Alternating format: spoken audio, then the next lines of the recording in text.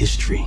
Don't pretend this is about your father. I was born like this, it's born like this. Immaculate conception, I transform like this, perform like this. Without you, a new weapon. I don't contemplate, I meditate. Then off your bed. This that put the kids to bed. This that I got loyalty inside my DNA. So straight out of Wakanda into the boxing ring. Yes. And apparently it's doing fantastic already. It's beaten all records of the Rocky franchise. What's that like?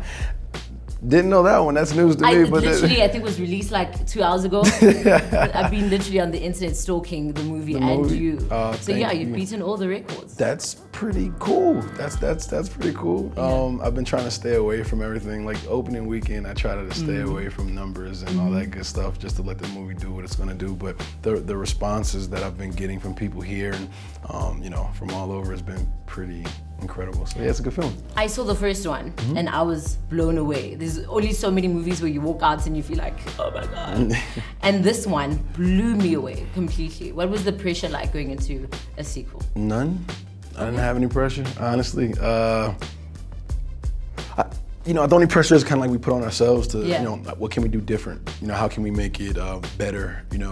What can we do that hasn't been done before, that people haven't seen in a boxing film? And we tried to find those little things and also evolve the character and how do we grow in these relationships and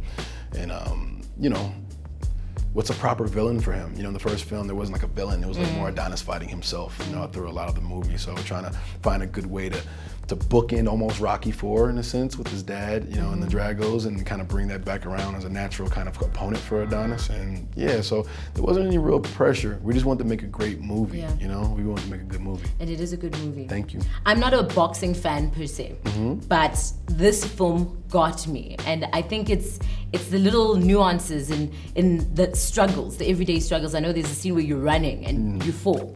It's in the desert. And then Rocky says to you, get up. And it's just in that getting up where you feel like whatever it is that you're going through in your life, you can get up. And I mean, I know physically you probably were completely exhausted, but I imagine you also connected with it emotionally. Yeah, no, for sure. That's actually a funny moment because I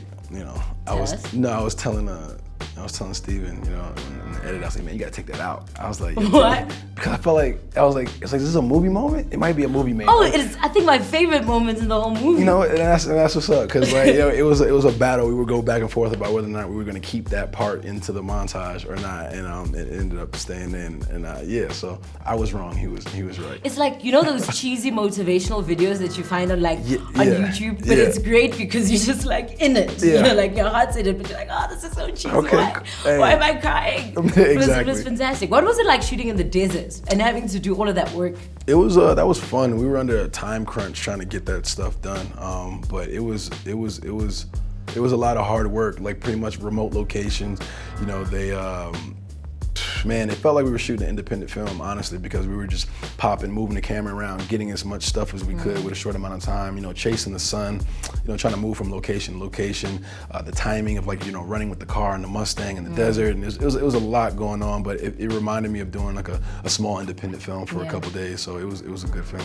It was also a very difficult journey for Adonis, because initially it's him trying to prove a point to probably everyone and his dad that I can achieve all of this. And then in the end, it's like, actually, why am I trying to make this about everyone else but me and what I need? Can you resonate with that in your personal life? No. No? No.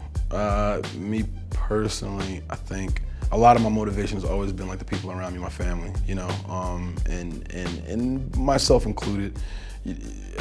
I've never really had that problem personally. I imagine if you have like a child, that he would have that problem. Do you know what I mean? With the shadow that I'll cast eventually? Yeah. Yeah. Children, yeah. No, not happening. No, I'm definitely having kids. Okay. For sure, definitely want kids. Just trying to think about that. Like, it's tough. That's probably why I probably won't name him Michael. I'll probably, give him, he needs his own name, his own shoes. To be his own person.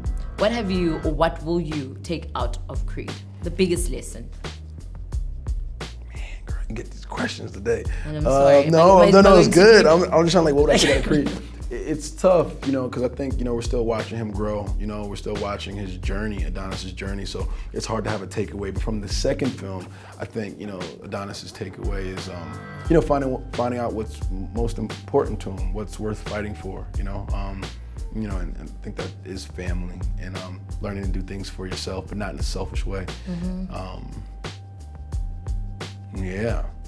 Well, thank you. I think it's beautiful that young black kids can have their own black Superman, if they will. Yeah, that'll be awesome. Thank you. Yeah, thank you.